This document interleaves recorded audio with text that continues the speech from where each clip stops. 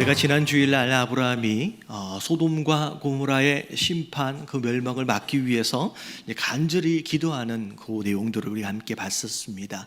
사실 소돔과 고모라 자체에 그렇게 관심이 있던 자는 아니었지만 그 안에 살고 있는 롯을 구하기 위해서라도 그렇게 기도를 했던 거죠. 자, 그런 가운데 오늘 이제 말씀을 내용을 보면 결국은 소돔과 고모라가 하나님께 심판을 받고 멸망을 당하게 되는데, 자, 오늘 말씀을 통하여 소돔과 고모라가 얼마나 타락한 성이었는지, 그리고 그 안에 살고 있었던 롯의 삶은 또 어떤 모습이었는지를 통해서 하나님께서 주시는 또 귀한 메시지를 들으시는 저라 여러분들 되시길 주님의 이름으로 축원합니다. 자, 첫 번째, 자 1번 같이 한번 읽어볼게요. 다 같이 시작. 좋은 본으로 심겨진 좋은 씨앗은 결국 좋은 열매가 된다. 자, 두 천사가 오늘 말씀을 보니까 소돔을 향하여 가요. 자, 1절을 보니까 저녁 때쯤 되어서 이제 두 천사가 소돔에 도착을 하게 되는데, 자, 마침 롯이 성문 앞에 앉아 있었습니다. 자, 그런 가운데 그들을 발견하게 돼요. 그리고 나서 영접을 합니다. 심지어 땅에 엎드려 절하면서까지.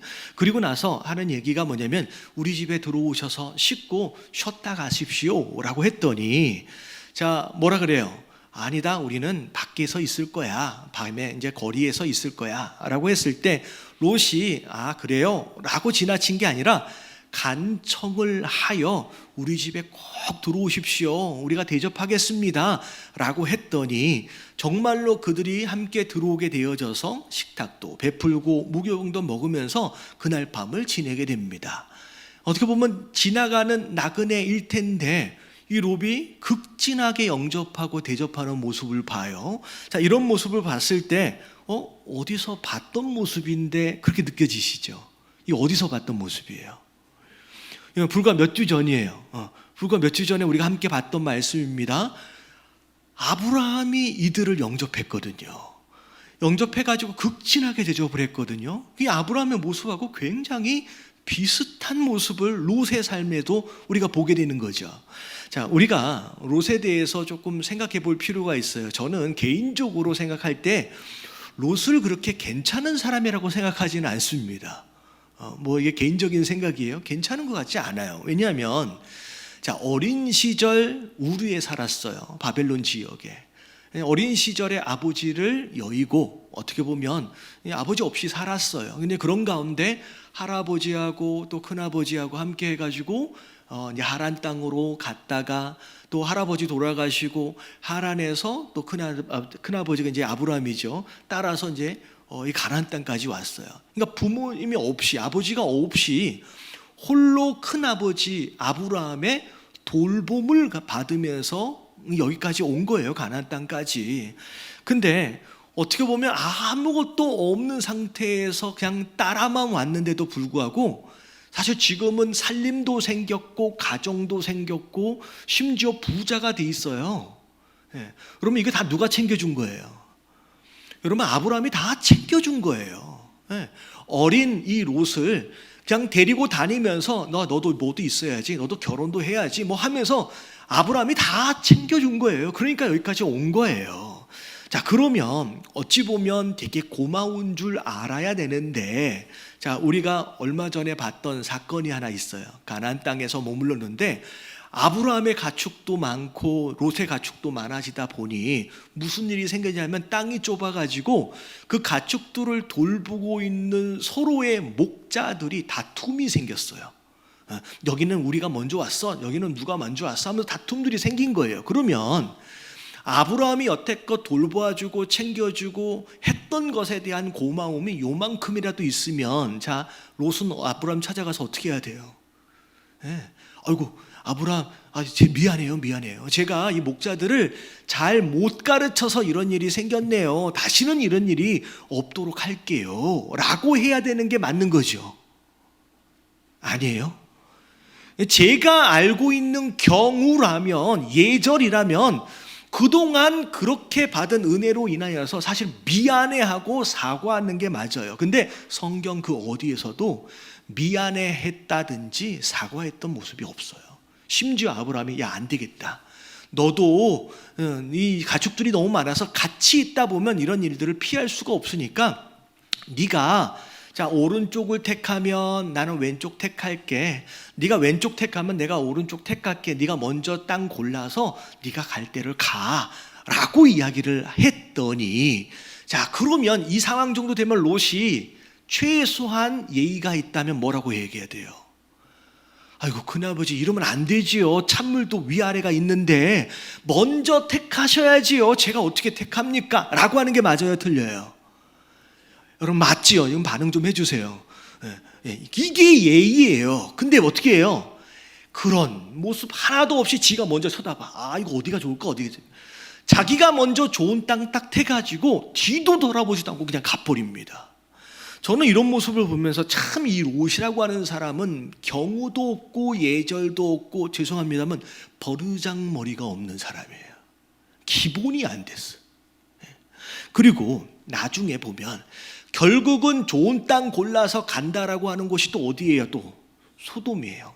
가나안 땅 안에서 제일 타락한 곳입니다. 사실 우르에서 떠날 때만 생각을 해도 우르가 바벨론 옆에 여러분 바벨탑 있던 지역이에요. 여러분 가장 타락한 지역 거기서 자기 아버지 여의고 할아버지 따라서 큰아버지 따라서 거기로 나왔잖아요. 그러면 최소한 그런 데는 가지 말아야지요. 제일 타락한 곳을 골라갑니다.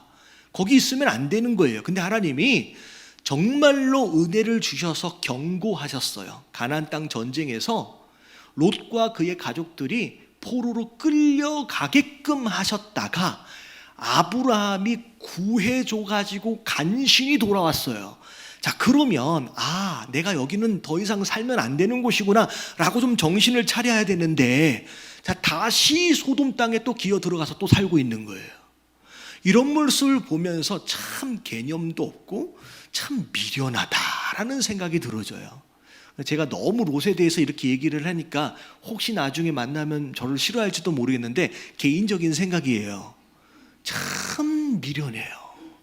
그리고 자 오늘 말씀 1절을 보니까 자 롯이 자 어디에 앉아 있었대요? 소돔 성문에 앉아 있었대요. 여러분 성문에 앉았다는 얘기는 그냥 할 일이 없어서 그냥 앉아 있었다는 얘기가 아니라 여러분 고대 근동 지방의 문화예요. 성문은 재판장이에요. 그래서 무슨 문제가 생기면 성문으로 백성이 나옵니다. 그래서 항상 마치 순서가 정해진 것처럼 그 도시에 정해진 장로의 위치에 있는 사람들이 돌아가면서 그 자리를 앉아 있어서 그런 사람들이 오면 재판을 해줘요. 자, 이게 어떻게 보면 지금 이 소돔 안에서 롯이 어떤 위치에 앉아 있는 거예요? 굉장히 중요한 장로 위치에 앉아 있는 거예요. 여러분 롯이 능력이 있어서 지금 그 자리에 앉아 있는 게 아니겠죠. 사실 아브라함이 소돔을 구해줬잖아요. 그러니까 아브라함 얼굴을 봐서 그리고 나름대로 또 롯이 또 부자예요. 그러다 보니 그냥 이방인임에도 불구하고 그냥 여러 가지 그냥 그런 이유들로 감투 하나 씌워준 거예요. 능력이 있어서가 아니에요. 근데 그 감투 하나 딱 씌워줬더니 좋다고 하나 딱 씌우고서 거기 앉아 있는 거예요. 참 한심한 놈입니다. 한심한. 자, 근데 자 이렇게까지 얘기하면 참 별로인 사람인데 오늘 말씀을 보니까 이 진짜 별로인 사람이 나그네가 오는데 엎드려 가면서 대접을 해요. 엎드려 가면서 자 어디서 본 거예요? 여러분 아브라함한테 본 거예요. 아브라함한테 본 거예요. 여러분 인격적으로 볼 때 한참 모자란 사람입니다. 자 근데 아브라함한테 배운 요 딱 한 가지로 인하여 그 멸망당하는 소돔에서 구원을 받아요. 여러분 이런 모습을 보면서 여러분 어린 시절서부터 아브라함과 함께 했던 자로서 비록 인격적으로 많이 다듬어지지 못한 부분들도 아직 많이 있지만 그래도 그 시기에 딱 한 가지 배운 것으로 말미암아 생명을 건져요. 여러분 이 모습을 보면서 여러분 부모 되어진 자들로서 우리의 자녀들에게 어린 시절 좋은 것들을 심어줄 수 있는 저와 여러분들 되시길 주님의 이름으로 축원합니다. 여러분 이게 얼마나 중요한지 이거 하나 때문에 얘네 이 롯이 사는 거예요. 이거 하나 배워가지고 사실 많은 분들이 어린 시절에 이 아이들에게 심어준다라고 하는 부분 이게 얼마나 영향력이 있을까. 물론 자라면서 신앙을 떠날 수도 있고 또 망가질 수도 있고 흩어질 수도 있어요. 근데 중요한 건 뭐냐면 여러분 결정적인 순간에 여러분 이게 그를 구원하고 그를 세워가는 능력이 된다는 거예요. 여러분 부모 역할을 잘 하시는 저와 여러분들 되시길 주님의 이름으로 축원합니다. 여러분 이것 때문에 사는 거예요. 자, 그래서 가장 중요한 거 우리가 나이가 많이 들어버리고 나서는 잘 안 고쳐져. 정말 어린 시절에 이 아이들 마음 가운데 말씀을 심어주고 정말 믿음을 심어주고 여러분 오늘 말씀에 나오는 것처럼 여러분 좋은 습관들을 심어주시는 저와 여러분들 되시길 주님의 이름으로 축원합니다. 자, 근데 그러면 이제 어떻게 해야 하느냐? 에베소서 6장 4절 말씀 한번 같이 한번 읽어볼게요. 다 같이 시작. 또 아비들아 너희 자녀를 노엽게 하지 말고 오직 주의 교훈과 훈계로 양육하라. 자, 뭘로 양육하래요? 주의 교훈과 훈계로 양육하래요. 오직. 다시 말하면 내가 좀 더 살아봤으니 내가 부모니 내 생각이나 내 가치기나 내 소신을 이 아이들한테 심어주란 얘기가 아니라 하나님의 말씀으로 이 아이들을 양육하라라고 말씀하시는 거예요. 여러분 하나님 말씀이 기준인 줄로 믿습니다. 여러분 우리 생각을 심어주란 얘기가 아니라는 거예요. 왜냐하면 여러분 우리 모두가 여러분 한 번뿐인 이 인생을 처음 살고 있는 초보자예요. 다. 그리고 이 한 번뿐인 인생을 다 살아보지도 못했어요. 여러분 인생을 아십니까? 여러분 많은 분들이 인생을 마무리하면서 자녀들에게 무슨 얘기를 해요? 야 너는 나처럼 살지 마란 얘기를 대부분 한답니다.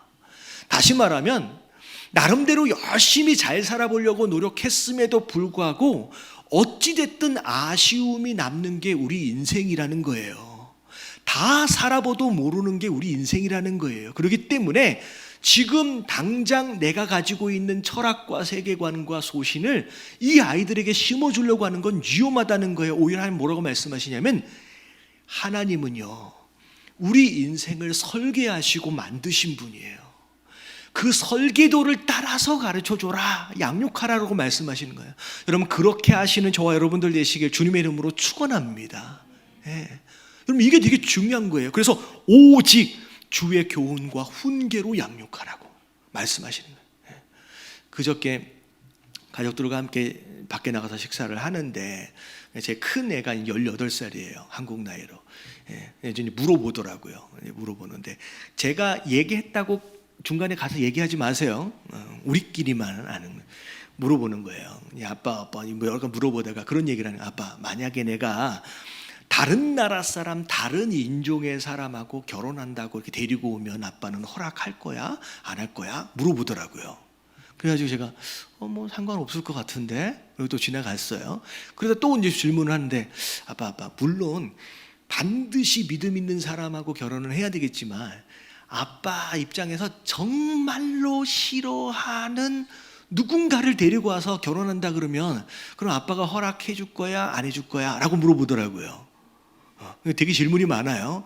제가 정말로 신앙이 있는데 제가 싫어하는 누군가가 있을 수 있을까? 무슨 로미오와 줄리엣도 아니고 그렇잖아요.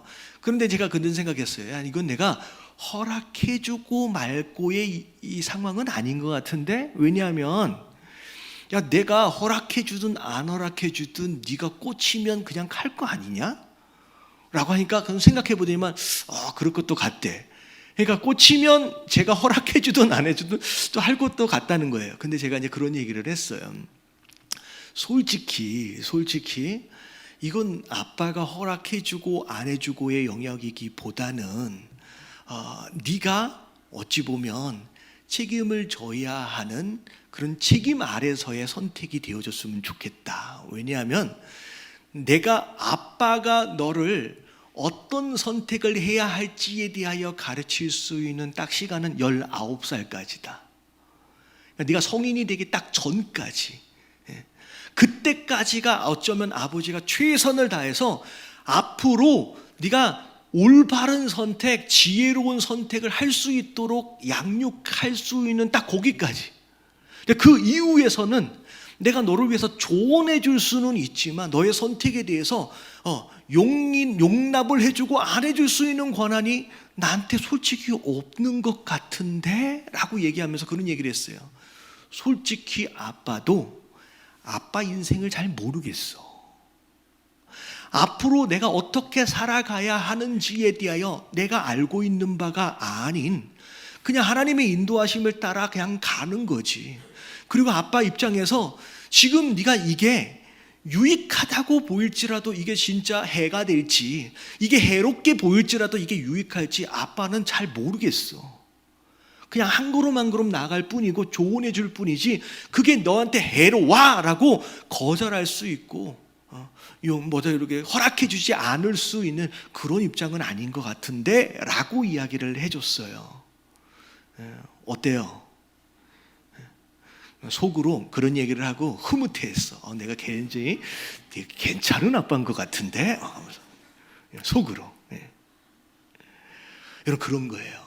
하나님 말씀하신 게 뭐냐면 네 생각, 네 철학, 네 소신 지금 30대, 40대 가지고 있고 지금 50대 가지고 있는 거 10년만 지나봐. 또 바뀌어요. 아니었었네. 여러분 죽기 직전까지 아니었었네 라고 생각할 수밖에 없는 것이 우리 인생의 한계라는 거예요. 네 생각을 가르치지 말고 처음부터 끝까지 나는 인생을 설계한 자로서 그 인생을 만든 자로서의 설계도가 이 안에 있으니까 말씀으로 가르쳐라고 하나님 말씀하시는 거예요. 여러분 말씀을 아이들에게 심어주시는 저와 여러분들 되시길 주님의 이름으로 축원합니다. 근데 문제는 여기서부터예요. 자, 말씀으로 가르쳤어요. 그럼 아이들이 하나님 말씀이니까 제가 잘 따라야죠. 제가 순종해야죠. 애들이 그래요? 여러분 그러면 애들이 아니죠.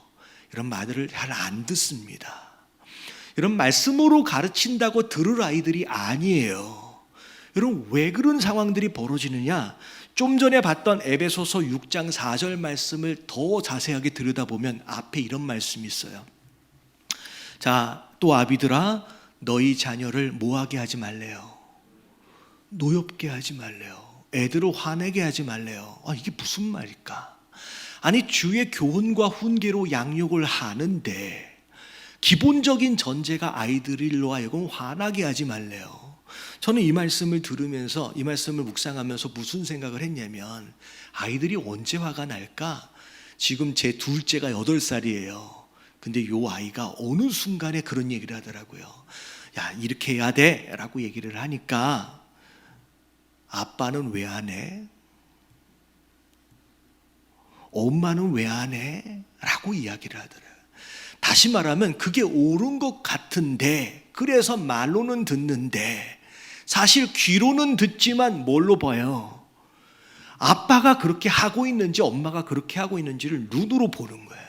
근데 가르쳐 주시고 그렇게 하라고는 하는데 아빠랑 엄마랑은 그렇게 안 살아요. 그렇게 안 해요.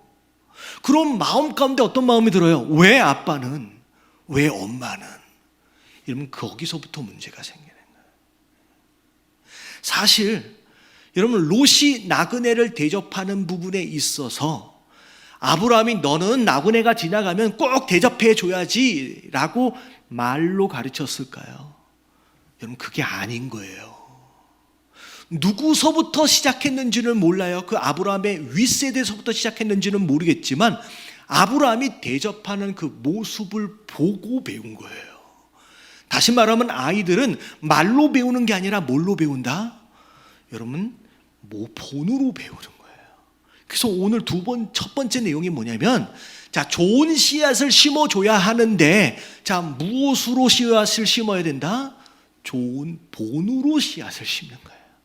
좋은 본으로 씨앗이 심겨지면 결국 그게 좋은 열매가 된다는 거예요.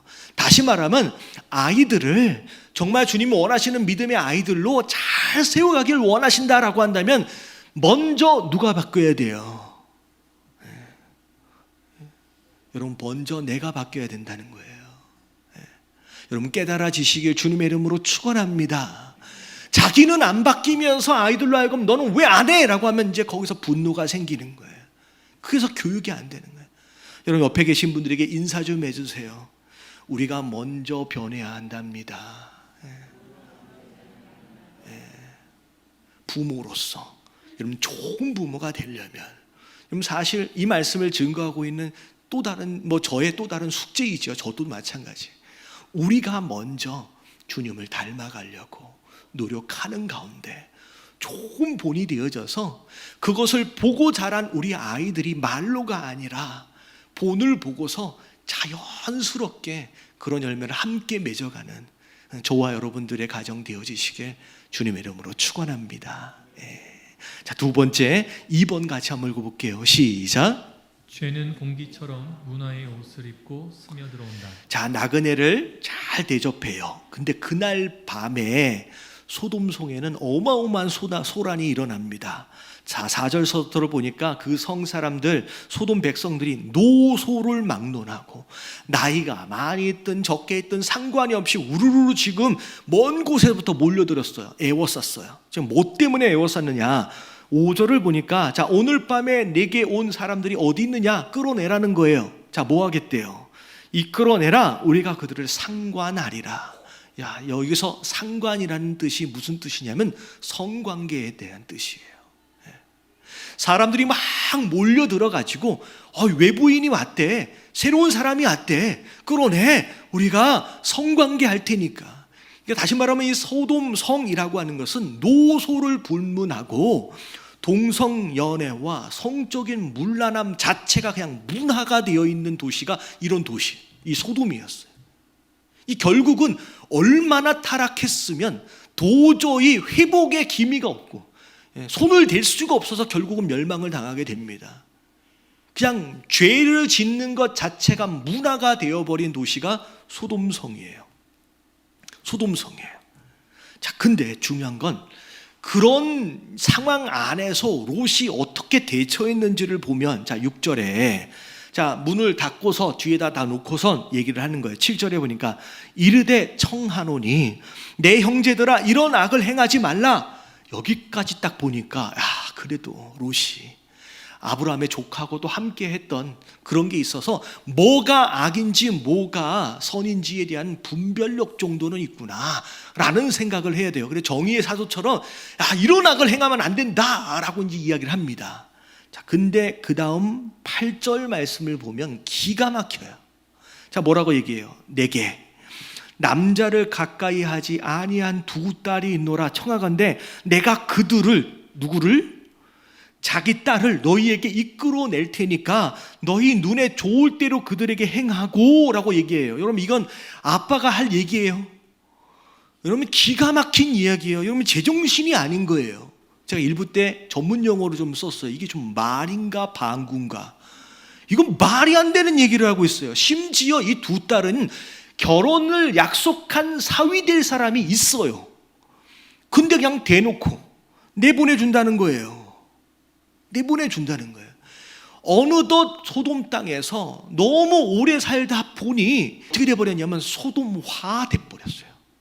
사실 우리 지난주에 아브라함의 중보기도 하잖아요. 하나님, 소돔성이 멸망을 당하는데 그러면 그 안에 50명의 의인만 있어도 함께 멸망시키시겠습니까? 아니라는 거예요. 가만히 생각해 보니까 이 얼마나 타락했으면 50명의 의인도 없을 것 같은 거예요. 그래서 5명을 줄여요. 45명. 그 다음에 10명을 줄여요. 40명, 30명, 20명, 10명. 자, 10명까지 기도하고 아브라함의 기도를 멈춥니다. 자, 멈춘 이유가 뭐예요? 최소한 롯을 포함해서 그의 가족들, 그와 함께 하고 있는 목자들 정도만 생각해도 10명은 되지 않겠는가? 그러면 이 소돔을 멸망을 막을 수 있지는 않겠는가? 사실 아브라함 계산 안에 롯과 롯의 가족들을 포함해서 10명은 있겠지라고 생각했어요. 근데 오늘 말씀을 보니까 자, 롯이 의인이에요. 정체를 모르겠어요. 앞에서 악을 행치 말라까지는 그래도 그래요. 대접할 때까지만 해도 그래도 의인인 것 같아요. 근데 오늘 이 이야기를 들으니까 도대체 이 롯이 의인일까? 어찌 보면 그 10명의 의인이 없어서 지금 소돔성이 멸망을 당하게 되는 거예요. 과연 그 10명 안에 롯이 들어 있을지 없을지도 애매해져 버렸어요. 이제 이게 과연 의인인가? 물들어 버렸어요. 여러분, 사자성어에 그런 말이 있어요. 근묵 자흑. 먹을 가까이 하면 나는 그러고 싶지 않은데 어느 순간 내가 검정이 묻어 있는 거예요. 내가 원하지 않음에도 불구하고 환경에 의해서 내가 영향을 받는 거예요. 그래서 오늘 제목 중에 하나가 뭐냐면 이거였어요. 여러분, 문화라고 하는 것이 여러분 공기하고 되게 비슷해요. 그래서 김포의 공기가 아주 나쁘다고 해도 김포에 살고 있는 한 이 공기를 안 마실 수가 없잖아요. 숨 안 쉴 수가 없잖아요. 쉴 수밖에 없어요. 그래서 문화라고 하는 게 공기처럼 그냥 그 안에 살고 있으면 안 마시고 싶어도 그냥 어쩔 수 없이 마셔지는 거예요. 그래서 죄라고 하는 것이 문화라고 하는 옷을 입고 몰래 우리 삶 가운데 스며들어와요. 그래서 처음에는 되게 어색하고 이거 아닌데 싶다가는 어느 정도 시간이 들어가면 익숙해져 버리기 시작합니다. 대표적인 예가 동성애예요. 여러분, 20년 전만 해도 여러분 TV나 매스컴 안에서 동성애에 대해서 여러분 긍정적이지는 않았습니다. 부끄러운 줄 정도는 알았어요. 근데 어느 순간 누군가가 뭐 커밍아웃 한다고 막 나오고 하다, 그리고 그 사람들은 되게 불쌍히 여기는 그런 시각, 그러더니 어느 순간서부터는 이 매스컴 안에서는 동성애에 대한 비판적인 발언을 하는 순간 전 국민의 지탄의 대상이 돼버려요. 그래서 아무도 그 안에서는, TV 안에서는 동성애에 대해서 말하려고 하지 않습니다.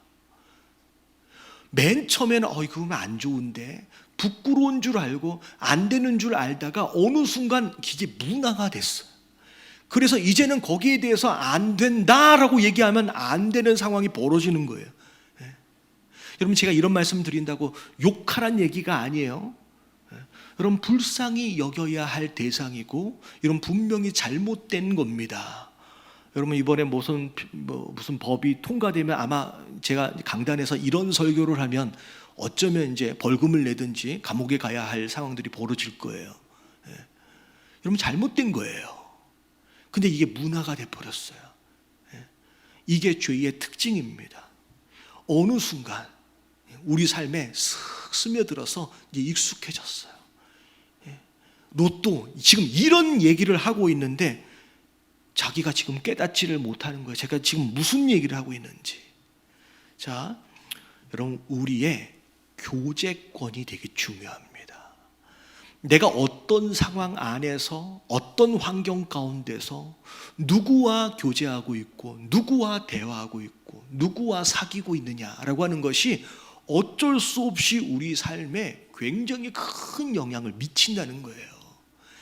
거짓말 좋아하는 사람하고 만나서 얘기하다 보면 처음에는 되게 불편해요. 왜 거짓말인지 아니까. 근데 지나다 보면요 익숙해져요. 우리 사람은요 적응을 해요. 근데 어느 순간 내가 닮아가게 돼 있습니다. 닮아가요. 불평하고 원망하는 사람, 항상 말끝마다 그런 말 하는 사람들이 있어요. 근데 맨 처음 만나면 피곤해요. 듣기 힘들어요. 근데요 그것도 적응을 하고요 나중에 시간이 지나면요 나도 그런 사람이 되어져 가는 거예요. 그래서 내가 친구를 만난다는 거 굉장히 중요해요. 그래서 잠언 16장 19절 말씀 같이 한번 읽어봅니다. 다 같이 시작. 겸손한 자와 함께하여 마음을 낮추는 것이 교만한 자와 함께하여 탈취물을 나누는 것보다 나으니라. 여러분, 이 말씀에서 제일 중요한 단어는 함께라고 하는 단어예요. 원래 겸손한 사람이 아닌데 겸손한 자와 함께함으로 인하여 내 마음도 어떻게 되어져 가요? 같이 낮아지는 거예요. 누구와 함께하고 있느냐. 교만한 자, 어찌 보면 좀 덜 교만했을지라도 더 교만한 누군가와 함께 함께함으로 인하여 잘못된 무언가를 함께 나누고 있는 상황들이 벌어진다는 거예요. 그러니까 함께하고 있느냐가 얼마나 중요한지. 여러분 신앙생활도 마찬가지예요. 교회 생활도 마찬가지예요. 여러분 좋은 친구를 사귀시는 저와 여러분들 되시길 주님의 이름으로 축원합니다. 여러분 교회 안에 아무나 다 가까워지라는 얘기가 아니에요. 자 보서 신앙생활 정말로 신실하게 잘하는 친구를 사귀셔야 돼요. 이 목사가 교회 안에서 사람 가려가면서 사귀란 얘기인가? 여러분 그렇지가 않아요. 여러분 되게 중요합니다. 닮아가게 돼 있어요. 디모데후서 3장 5절부터 7절까지 말씀을 보니까 경건의 모양은 있으나 경건의 능력을 부인하니, 자 교회 안에서 척하면서 신앙생활하는 사람이 있어요. 알맹이는 하나도 없는데 되게 괜찮은 성도처럼 척하면서, 근데 이 같은 사람들이 있으면 자 너 어떻게 하래요? 가까이 하지 말래요. 돌이켜라, 돌아서라, 함께 하지 말래요. 왜냐하면 그들이 남의 집에 가만히 들어간대요. 그리고 나서 어떻게 해요? 어리석은 여자를 유인한대요. 그리고 나서 그 여자는 죄를 중히 지고, 다시 말하면 죄를 짓게끔 만들어 간대요. 같이. 그리고 여러 가지 욕심에 이끌림 바 되어져서 7절에 보니까 신앙생활 열심히 해보려고 이것도 배우고 저것도 배우고 하는데 끝내 진리의 지식에 이룰 수 있어요, 없어요? 열매 못 거둬요. 휘둘리다가 끝나요. 여러분 교회 안에서 좋은 친구를 만나는 게 얼마나 중요한지. 여러분 정말로 여러분들이 신앙생활뿐만 아니라 삶에서의 정말 밝은 미래를 만들어가길 원하신다라고 한다면 여러분 상대하는 사람을 바꿔야 돼요. 상대하는 사람. 왜냐하면 그래요. 여러분 내적으로 내가 실력을 키우고 능력을 키우고 하는 것도 굉장히 중요하지만 여기 보세요. 열심히 배운대요. 항상 배운대요. 다시 말하면 내적으로 내가 개발되어지고 성장하기 위한 노력을 하는 사람이에요. 근데 잘못된 사람을 만나면 어떻게 돼요? 열매 없다라고 말씀하시는 거예요. 그러니까 얼마나 우리가 만나고 있는 사람들 교제권이 얼마나 중요한지를 지금 말씀하고 계시는 거예요. 여러분 좋은 친구를 사귀시는 저와 여러분들 되시길 주님의 이름으로 축원합니다. 옆에 계신 분들에게 인사 좀 해주세요. 좋은 친구를 사귀어야 한답니다. 한마디만 더 해주세요. 혹시 당신은 여러분 내가 좋은 친구를 사귀어야 함과 동시에 나는 이 사람에게 있어서 좋은 영향력을 미치는 좋은 사람이 좋은 친구냐라고 하는 것도 중요하겠죠. 서로 좋은 친구가 되는 게 되게 중요해요. 자, 근데 자 중요한 건 또 여기서부터예요. 자, 미래를 바꾸고 싶으면 교제권을 바꿔라. 상대하는 사람을 바꿔라. 자, 교제권을 바꾸는 게 쉬울까요? 어려울까요? 여러분 쉬우면 이런 말씀 드리지 않죠. 여러분 어려워요. 앞에 얘기했잖아요. 자녀를 주의 교훈과 훈계로 양육하는 게 맞는 줄 알지만 어려워요. 어려운 이유는 내가 본을 보여야 하기 때문에. 여러분 이것도 똑같아요. 아, 교제권을 바뀌어야지, 좋은 친구를 사귀어야지 라고 하는 걸 알매도 불구하고 이게 참 어려워요. 어려운 이유가 뭐예요? 옆에 계신 분들에게 인사 좀 해주세요. 유유상종이랍니다. 이게 무슨 얘기인가? 라고 이게 무슨 얘기냐? 똑같은 사람들끼리 만나요. 그럼 내가 좋은 친구를 만나기 위해서 이건 내가 끊어야 되겠다. 내가 바꿔야 되겠다. 잘 보세요. 나한테 항상 꼬이는 그런 종류의 사람, 어쩌면 나 또한 그런 종류의 사람일 수 있어요. 그래서 그런 사람들이 꼬여요. 여러분 그래서 그냥 내가 결단해서 친구 바꿔야지, 여러분 그렇지 않습니다. 그런 사람들이 나랑 비슷한 사람들끼리 그냥 모여. 그래서 이게 바꿔지지가 않아요. 이게 어려운 거예요.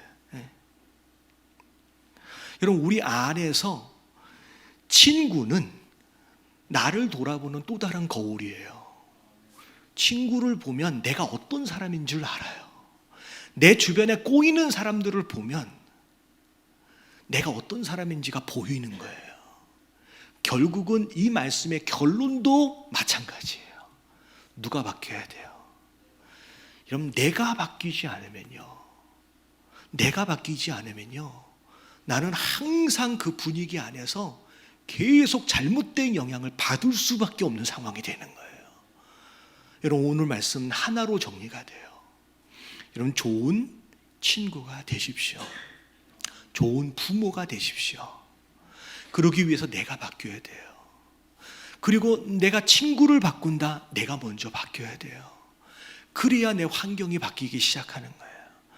그래서 여러분, 가정 안에서는 여러분 좋은 부모 되어지심으로, 본을 보이심으로 말미암아 우리 아이들을 건강하게 잘 양육해 가시고, 우리의 삶의 현장 안에서는 내가 먼저 변함으로 말미암아 우리 주변 환경에 좋은 영향을 미치는 그런 성도로 살아가시는 저와 여러분들 되시길 주님의 이름으로 축원합니다.